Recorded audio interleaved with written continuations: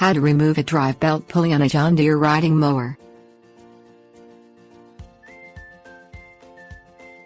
Whether you are rebuilding your John Deere riding mower or you were in an accident and bent the driver belt pulley, you will have to remove the driver belt pulley to get a new pulley on so that you can get back to mowing. The drive belt pulley is the main drive pulley that is the start of all major functions with the mower. This pulley is bolted onto the base of the crankshaft under the engine.